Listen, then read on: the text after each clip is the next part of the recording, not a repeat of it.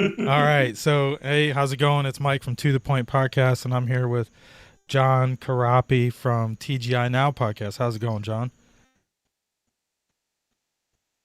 What's up, big guy? How you doing? Not much. Can you hear me all right?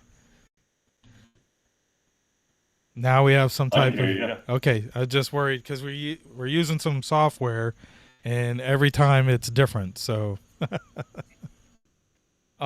we were wanted to get together and talk about Working the kinks. the debate last night, and you guys filmed your you record your podcast on Tuesday nights.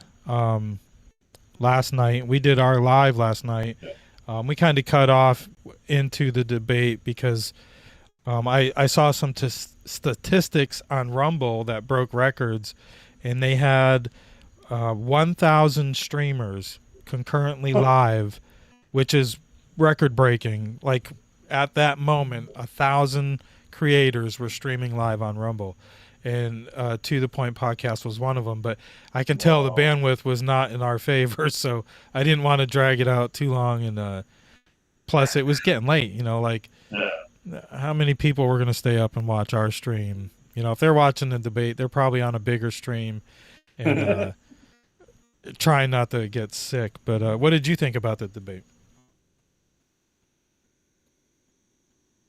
It went the way I pretty much figured it would go. I mean, it's theater, it's all theater, so I mean, it's two sides of the same coin. It's just one narrative playing against another. The only difference I see is that everything that Harris says now is the opposite of what she used to stand for. So she's just showing her true colors that this is I'm trying to change the narrative to do what Trump's kind of doing.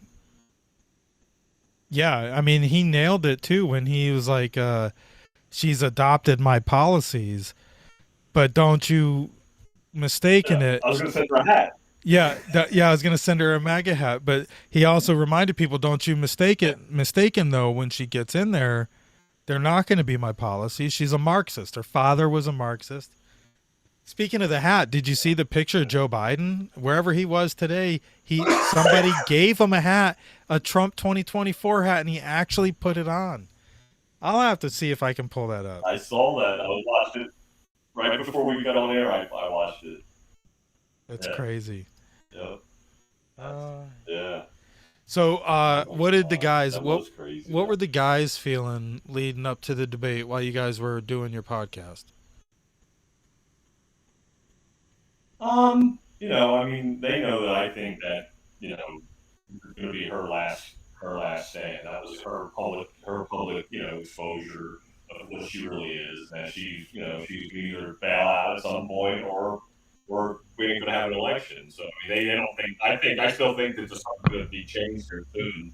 They might pull the plug on her here in the next 2 weeks before the early voting happens. But they think she's going to go through to the end, and then they're going to rate it. So That's crazy. I'm gonna see if I can pull up the screen. Yeah, I know Leo, one of the co-hosts To The Point, had mentioned you had predicted something's going to happen on September 25th or September 27th. Maybe it was in 25th. I said by the 25th, I think they're going to pull the plug on her at some point from now until then. Yeah. And you think it's something? You think that that's like the October surprise, or do you think it could be something else? Yeah, I think that we're going to see. Yeah, I think we're going to see something like we've never seen before. I think it's going to be something unprecedented. I mean, that's what we've been seeing lately. I mean, they tried to assassinate the guy. They indicted him 34 times. Or convicted him 34 times. So I think that you're going to see that surprise come up at some point. That they're going to try to yank her and maybe and insert somebody else with a little more vigor at that last moment to make that final push. And that's not going to work either. Is what I see. Right. That's going to fail on them too. And then at some point they're going to have to either try to stop the election or some kind of event happens. That's what I think. Yeah, right now on the screen I've got X pulled up, and let me see if I can pull that up for you. Yeah. X has been huge for us on our podcast because, I'll be scrolling as we're talking, and there'll be a video that like Eddie will bring up about a certain topic, and I'll be like, oh, well, here, I'll just play this for you. It's like, it's nothing but receipts for the stuff that we've been talking about for the last Right. 3 years. Oh, and the left hates it. The free Yep. Yeah, speech and that it's out yeah. there and it's out there to stay now because Elon's not folding. They hate it. They can't erase it. Can you see that? That's Joe Biden Yep, in exactly. in a Trump 2024 hat. Yeah. Yeah, I don't know the full story, Right. but I first It's saw unbelievable. Representative Randy Fine from Brevard County. He had posted it, and he's like, "It's real." That this is not. He's like, "Go ahead and fact check it. This is real." Yeah. He didn't know what to do, and there he is. There's Joe Biden. And Yeah. what did you think about the handshake Yeah. between Trump and Kamala at the debate? And I don't know if you saw it, but they were together again this morning for the 9/11 tribute and shook hands again. Yeah. Do you play anything into that? I did see that, and it was funny when she went to. Yeah, well, I think that when he walked on the stage and she introduced herself, she was like, "Oh, Kamala Harris." She said her whole name like he had never met her before, like they didn't know who they were. Like, Yeah. I was like, that seems a little weird, a little stage to me. But They I did. Don't know. But, they made a point. Today, I mean that. Yeah, they made a point to let it be known that they have never met in person before. Yeah, yeah. But it was like she acted like she didn't know who he was. Like, I'm Kamala Harris. It's like I kind of know who you are. Like, yeah, right. You've been vice president for the last almost 4 years. I think it's theater. I think that what you're seeing with the whole Biden with the hat on, and I was just talking to my brother about it before we came on air, was that's for the normies to look at and go, why is he wearing a Trump hat? Isn't he the president of the United States? Like, is he for Trump now? Like it makes you have to think twice and like really look at it and go, is this real? Like, why would he do that? Like, that makes no sense. Yeah, I'm trying to pull up the polls. All the polls I saw this morning, like I like some of those forecast models that take all the polls and kind of gear it up. And Nate Silver, the Silver Bulletin, he does a forecast model, and that's what he does. He takes all these polls and he judges, like he tries to balance them out from their sources, and it had Trump in an overwhelming lead. I'll have to pull that up, but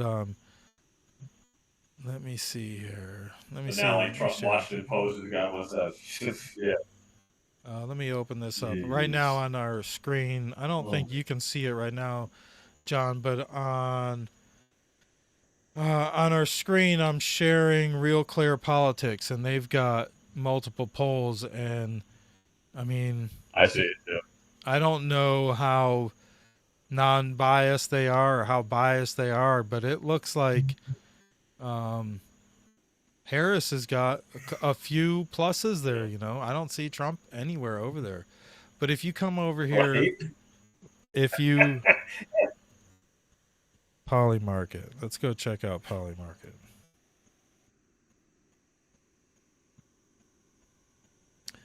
Here you can see, now this is based on, look at that. This has changed multiple times already today.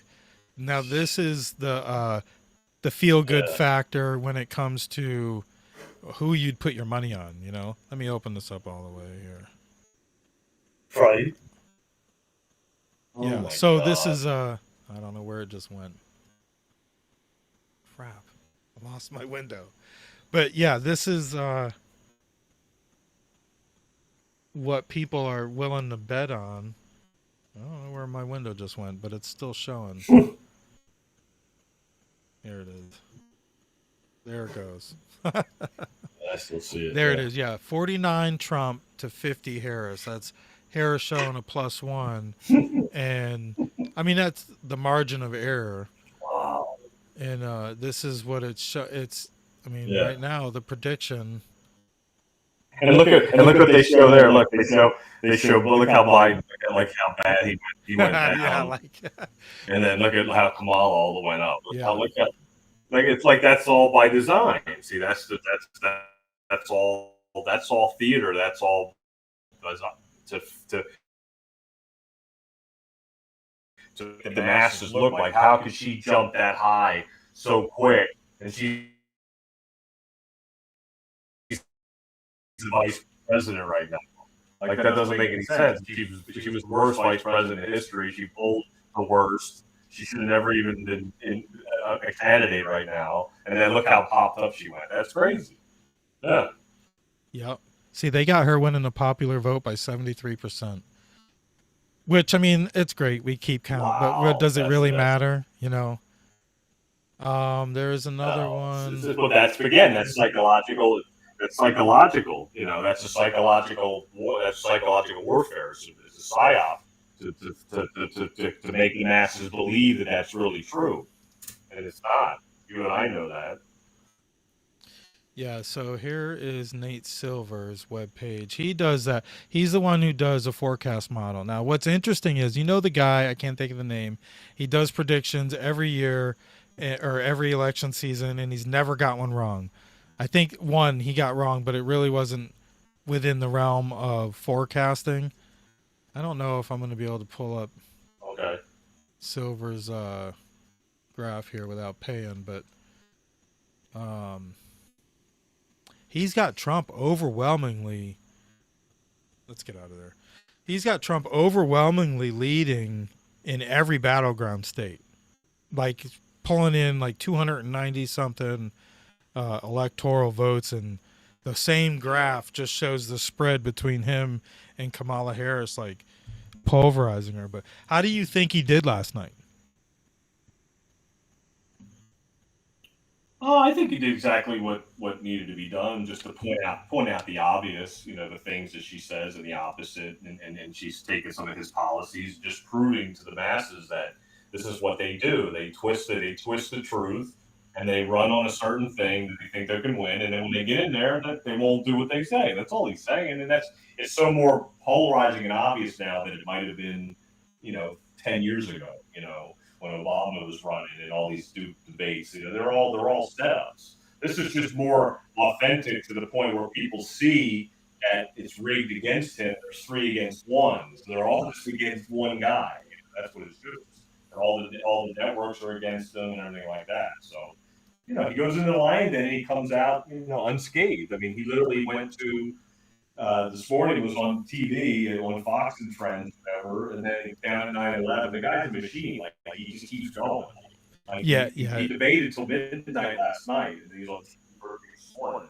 I mean, he's not a young man. I know, and it's I mean, he is getting older. I'm still more confident in him. I'm not gonna pretend to be not biased. Trump's my guy, you know. I'm not a journalist. I don't give a shit. Trump's my guy. You know, he is old, and that is concerning, but compare him to a Biden. I mean, I'm totally confident with Trump leading the country, you know. And I mean, I know he's definitely capable. I still can't figure out, I mean, other tan true passion and love for your country, why he really even wants to go through this again. Like, it'll be the death of him one way or another. I mean, he's going to die either way. And he made the comment on a podcast. Yeah, he made a comment on a podcast. I don't know if it was with Lex Friedman or it might have even been Theo Von. He's like, life is just what you do while you're here waiting to die. He's like, so why not do something with it? You know, that was in response to, like, you could be in the Mediterranean, you know, you and your sons could be hunting, you know, elephants. What, you know, you can be doing whatever you want, you know, and he's like, this, you have to make something out of the short life you've got here. And you know, people mock him or down him because he's rich, but I mean, he's not making nothing off it. Even if he was become a world leader again, he's not taking it to the grave. So I don't see the benefit in his interests other than true patriotism and passion for his country.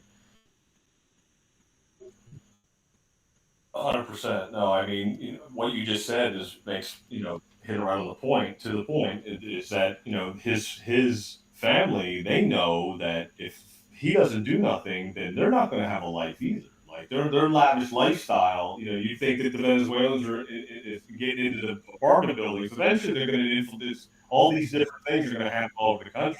and even they're not going to be safe. They're going to have to go underground and hide because they're like, I don't want to be up there. It's anarchy up there. Yeah. So if things go that bad, their lives are shot too. Like everybody. When America goes, the whole world goes. He said that for a reason back during the pandemic. And I mean he's definitely right. Unfortunately. Yeah. Yep, I lost you. Unfortunately, we're at this point. Why? Why did we get to this point? Well, who got us here?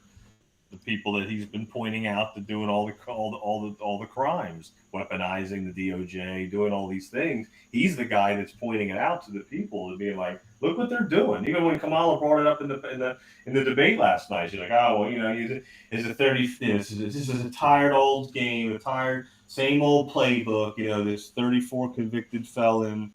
Who wants to deal with this again for 4 more years? That's the reverse psyop. And people think, well, no, actually, he's going to do a better job than you are, but he's the one that's the felon. It doesn't make any sense. And I get that feeling though resonates. It's like, man, we got to go through this again. But I mean, it's like taking the Band-Aid off. You got to get through that initial pain because the job didn't get done. I feel like he understands his shortcomings in the first 4 years. He's starting to surround himself with the right people that were there, but handicapped by the wrong people the first time around.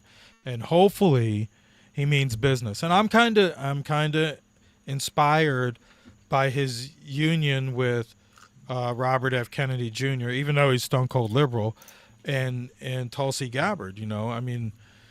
I'm kind of inspired by the unity they might be showing and the possibility of him in a crucial role when it comes to national health and also working with Elon Musk in cutting a lot of the inefficiency out of our government. Yeah, no, they're saying all the right things, and those are the things that Kamala's not saying. That's not her plan. You know what's in her plan? Her plan is, Trump's got this 2025 plan that we should all be scared of. That's her plan. When they ask her questions like, "What's your plan? What are you going to do?" They always point the finger back at him. And that's all again by design. Because I think that's what's waking people up is they're seeing that. Even with the Kennedy thing, like you said, and Tulsi Gabbard. They're on one side, but they're coming over to the other side, but they're not playing the middle side. Like I always say on our podcast, is that you got to pick a side at this point. You pick one side or the other.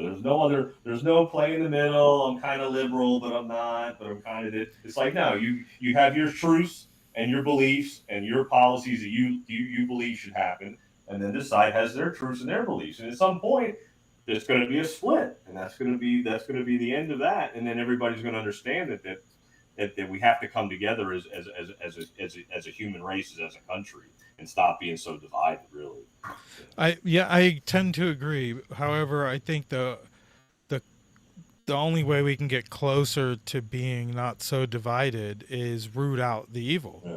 The ones who are, I hate to say, unwilling to compromise to values and morals, because at this point we're polarized. You're forced to choose sides because look what you have. Okay, you might not be a Christian or religious at all, but if you're okay with books that don't belong in elementary schools, there's two sides. There's no middle ground anymore because everybody is extreme one or the other. And I'm sorry. Like I had the conversation with someone today. It's like you can't get. I'm not voting for a Democrat at this point. There's no way I'll ever vote for a Democrat again, and it's because they allow this to happen. Their movement's been hijacked. There's no more classic liberals. The Robert F. Kennedys are gone. The closest thing to a classic liberal we had was possibly George Bush. He wasn't. He wasn't very much Republican either. We saw fiscally he wasn't conservative.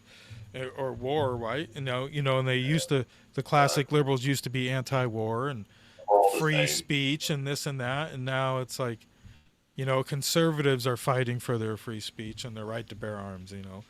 So, I think at this point, you got to draw the line, and you got to decide which side are you going to be on, Yeah. evil or good.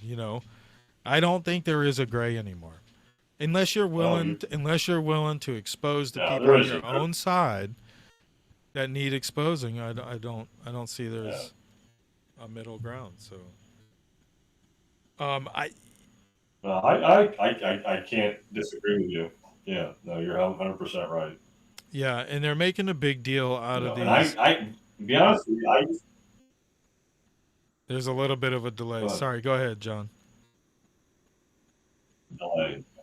Yeah, no, I mean, I was in that boat with you, so I understand what you're saying because I was a lot more liberal before. I was a Democrat before. I was in a different boat in a different side at one point, and then once I realized where I needed to make a choice, that's what made me make a shift. So I'm not saying I was ahead of the curve, but I feel that that's why I understand a lot about what's happening in front of us with this whole theater because I bought into the hope and change. I was sound asleep. I was like, oh yeah, hope and change, first black president. It's gonna be great. He's gonna do a great job. And then I go back, and now I'm completely different because I see what he did and what he was all about, and I didn't see that. So then once I changed that way of thinking, I understood like, oh shit, like you know what, I need to change my thoughts here a little bit and unlearn what I thought was true and completely start at a clean slate and pick a side that I'm going to stick with and know that I on the right side and like you said that's the good that's God's side that's the like Cat Williams said you either pick it their side or the other side it's God's side or the other side he called it way back then and so then and I was saying that too now we're at that point of no return like September 25th like I said that's the deadline for not only like Kamala's demise in my view, but also the demise of if you don't pick a side by then, it's coming for you. There's nothing that can stop what's coming. It's coming for you. If you don't pick a side at this point, Tulsi Gabbard did it, Kennedy did it. They made it. They picked their side before the wrath is about to come down. Now the ones that are sticking with that side, they're gonna go down with the ship. You know what I'm Yeah. saying? I've got a confession to make, and I think my fantasy would be for the October surprise, or let's say the September surprise, to be Uh-huh. because I mean we see the Republicans that are endorsing Harris, right? Well, they say the Republicans, Liz Cheney and Dick Cheney. I mean, Dick Cheney, is Exactly. he really? I mean, he was their devil at the point. But besides that, George Bush said he's not going to make a decision, because They got he's to pick a side. his They still best got. his best buds with a MAGA donor. So he Yeah, might be still taking orders also, but I think the yeah, best September October surprise should be George Bush coming out and exposing the evil cloth he was cut from and endorsing Trump. mm, He should come out and he should interesting. full fledged endorse Donald Trump and incite the Wow. establishment that he's a product of. His dad's dead. Yeah, I mean, they're all part, yeah. He all knows they but got. Trump were Yeah, part that's of a that good skull point. and bones. Yeah, So, you know, I think that would save yeah, some dignity in George Bush, and possibly yeah, the family name. Because let's face it, right now, like most Republicans don't want to claim George Bush anymore. The shit they sold us on. He should come out and confess. In a way, and yeah. endorse That's a good point. George Bush. I mean, he should endorse Donald Trump. Yeah, Full fledged, get right behind him. I mean, he's I, still I gonna like. I, be. I like. I like that thinking. He's the last Republican president. He fucking should based on party lines. Besides that, pardon the language, but like, I mean, he should be there for his party, not this fence. Like, come on, man. Like, you're not like, okay, Grandpa. It's it's politics. You just don't fade away and not back your party that put you where you are to begin with. Kept your family in the top class. God forbid, but yeah, but I think Yeah. that's what we No, should I see. think that you're in the you're on the yeah, you're on the right direction. I think that if he's going to do it, he better do it soon. because time is running out. That's the way I look at it. That's why I said the deadline, because if he's going to do it, he better do it soon. And if he doesn't do it and he picks Kamala, then he's going down with the ship. Yeah. Well, that's just it. I wonder how. So I like where you're thinking that. I wonder how many of those 400 Republicans endorsing Harris are on the Epstein list. Exactly. So, and I think that's what everybody is scared, because the first Trump presidency wasn't supposed to happen. And now he knows. Now he knows where that door goes and where that door doesn't go. So, he knows how to get around the office. Not that it's going to matter, but I think he's going to go in there, and I think he should. And I think he should start chopping like he said he would. And I get it, the whole lock her up thing. He's like, listen, if I'd have gone in there and locked her up, she was a former Secretary of State, former wife of a president. He's like, I had to not go for it like I wanted to. He's like, there's so much corruption now. I think Hillary would be a relief. If he had to run against Hillary again, I think even if it would be close, it would be a relief compared to the empty shells we're getting, and because at least she'd be making some decisions. I don't think Joe Biden and Kamala Harris have made one decision. Yeah, exactly. Sorry, it was bugs climbing around, but not even close. Yeah, no, that's I think that's. You were talking about. You mentioned in our area. We live in Indian River County, both of us here in Florida, the east coast of Florida, kind of like south central Florida, the top of South Florida. And we live in a red county, in a red state. But I have a feeling the way our... I don't know about that anymore. Well, that's my problem. I feel like our county has crossed that threshold. I feel this is the last conservative school board we'll see. I think we already see a county commissioner that just has ours by their name, but they're not conservative already with their spending and their money laundering with the NGOs involved in the county's budgeting. But the sheriff's department, we didn't really get to talk. We did. I did a live with Thomas Kenny on election night where we got devastating news all across the board. Not devastating, I shouldn't say, but all the incumbents who were being challenged retained their seats. Now, in the sheriff's race, we had three candidates. Sheriff Eric Flowers, Chief Touchberry, Fellsmere Police Chief, and then Deputy retired or former Deputy Milo Thornton. And there was drama between Milo Thornton and Eric Flowers. Everybody in the county knows about it. It's kind of like high school drama. And Touchberry's just like the lawman who just... doesn't get the popular vote, but he's the lawman, That's what he reminds me of. If you see all the debate when he walked in there with the square shoulders, like Clark Kent kind of, it was like, I saw that. Yeah, it was like he's the lawman. He is the poster child for the lawman. If the law says do this, he's going to do it. Now that gets him in trouble with conservatives when it comes to red flag laws, but anyways, that election, we saw the incumbent sheriff retain his position.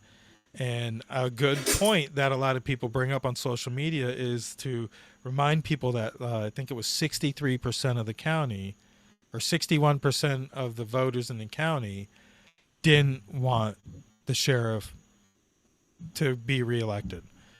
So I feel like the problem with that was that it was a three-way race. And having three guys in it, if it was only a two-way race, we would have a different sheriff. And I had heard there was polling back in June, a month before maybe it was a month or two before the primaries, and it predicted just that. It predicted the top earner in donations, who was Milo Thornton, coming in third place, to Touchberry second and Flowers first. So if Deputy Thornton would have taken the polling data and just dropped out and endorsed Touchberry, we would have a new sheriff. We wouldn't be dealing with this sheriff's personal life and problems. Now, I'm not knocking the guy, but that's always going to be a cloud over his head, and That's always going to be. right. Yeah, I Yeah, don't agree with 100%. everything in this county, especially law wise and all the tech that's everywhere you go. But um, crime is kind of low. I mean, I think any three of the guys would do a decent job, except I think there's differences when it comes to fiscal responsibility, and I believe there's difference in integrity, the way like you lead by example. So I think it would have been different with all three, but I think all three of them would have done their best to keep ours safe. What do you think about that election with the sheriff's race? Well, I mean, it's hard for me to really understand how he got reelected, to be honest with you. I had a lot of emails from people that even listen to our show that were like, hey, we're going to vote for so and so and so and so. We're not real happy about what so and so's doing, Flowers.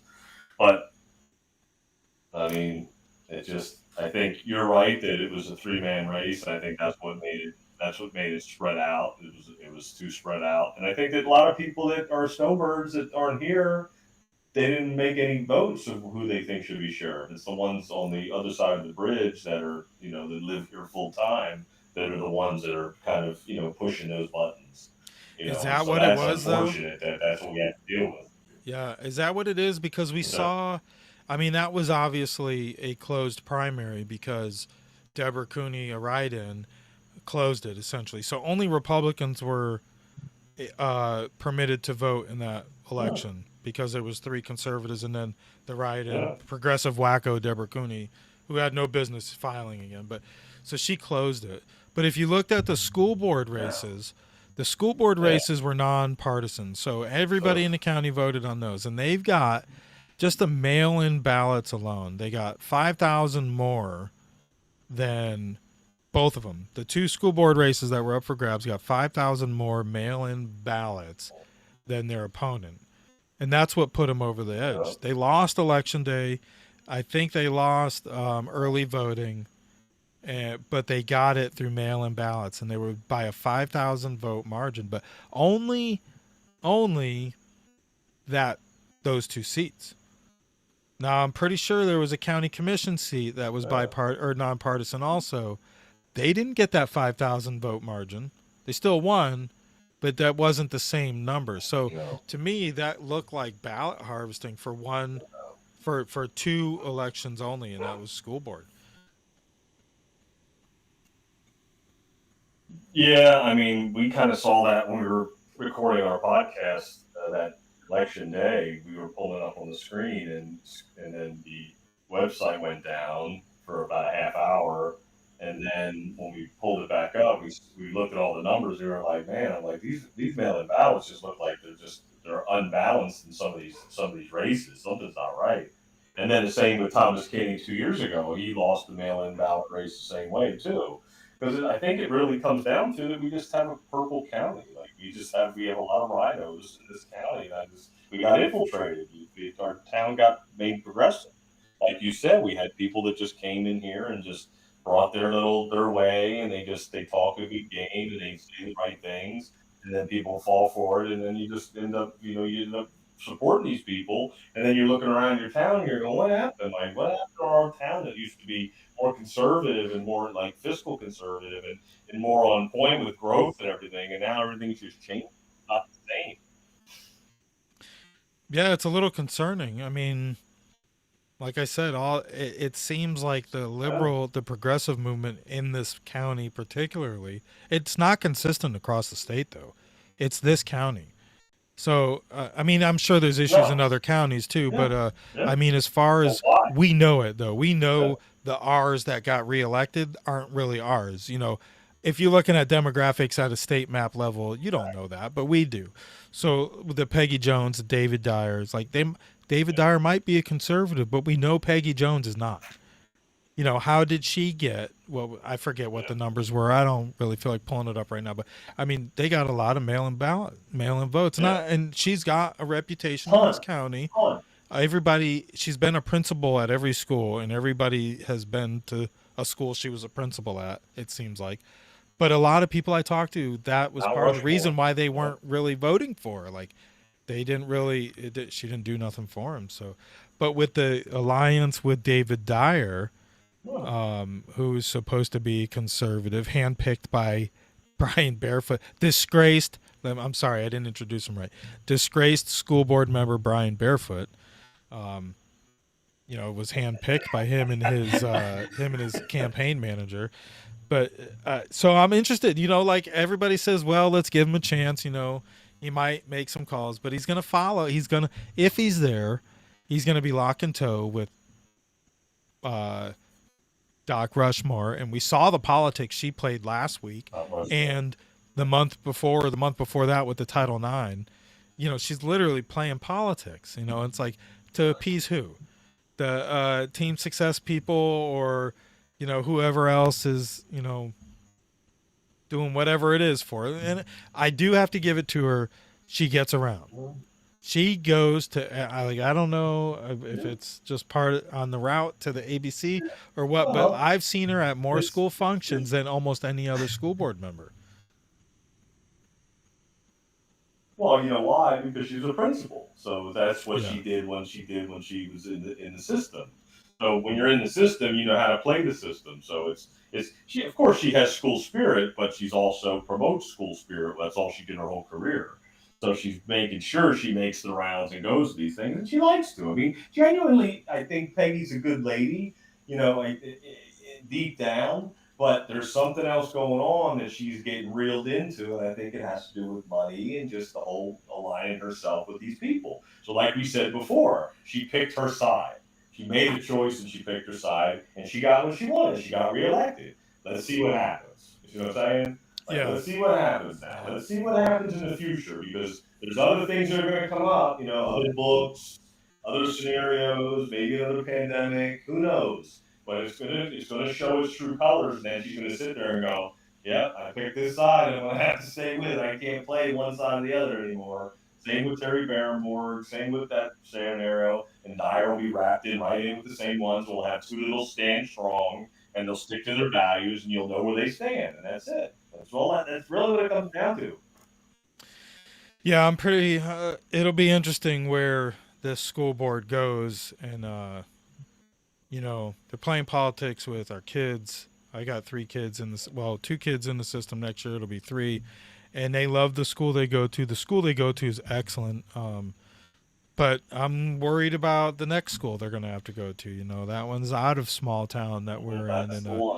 And today it was in the news. There was a threat called into Sebastian Middle School, and there's a heavy police presence there that they supposedly took care of. But so that thing kind of worries me as my little kids get older and get into the world like that. It's every parent's nightmare. But then again, you don't want to shelter your kids. We do have our superintendent's out of Miami. What is your impression on our superintendent here? I've heard mixed reviews from conservative, let's say, I won't throw names out there, but like board members or staffers who are kind of fond of him. Surprisingly, I thought it would be a different scenario. Yeah. You have personal feelings with the superintendent, do you? No, I mean, I forgave him for that, for what he kind of was involved in, but I don't blame him completely. There was other outside sources that were influencing that process to have me, fired from my job. But I think that he reminds me of a guy like myself, who is liberal, and he likes liberal. He's got liberal, views, but he wants to be on the other side too, because he was groomed in Miami. So he was groomed in an area where he brought those things with him. So some of that stuff he brought it up here, and I think that's part of the infiltration of our county to get infiltrated in that where. Now he's good because I think that the way he presents himself and how he is with statistics and data, he relates to the conservative type person. You know what I'm saying? But I think he's more liberal because of where he's from and where he was groomed in the school system in Florida, in Miami, and Miami-Dade County. The water. So he brought it up here is all I say. That's what it comes down to. So he can kind of fool you. You know what I'm saying? He's a chameleon, is what I see. You know, he can change colors when he needs to. You know. Yeah, that seems to be the general opinion from people that don't really know. Like me, I don't know him, and he'd come off to Yeah. me as pretty slimy. No offense to the guy, but I don't, if he sees this, I'm sorry, but we've never met. I've seen you make remarks, and I've seen Yeah, you take, but I've seen him shut up when he yeah. should have spoke up during board meetings, but then other times he's spoken up, and I thought was, okay, Yeah. and he's of course butted heads. It seems Yep. like with some players in the community who seem to get along with our sheriff really good. So I don't, the friend of my or the enemy of my enemy is my friend. Maybe I don't know, but we should probably wrap Yeah. it up. Well, yeah. John, Yeah. Yeah. That's a good way to put it. yeah. To wrap this up, is there anything you want to call out, or do you want to throw out there? Anybody tell them where to find you guys? Yeah, just catch us on Twitter. We're trying to grow the X account, so just TGI Now Podcast at TGI Now Podcast on X, and then we're on the Rumble page, so check us out on Rumble as well, TGI Now Podcast, and then obviously our In Your Connections website too. You know, our collaboration with Mike at To the Point and Joanne at Binford Chronicles, and we're pulling in Thomas Kinney over there at Sunshine Journal, so we're doing that. So yeah, catch us there, and yeah, I appreciate everything you're doing, Mike. Yeah, thank you.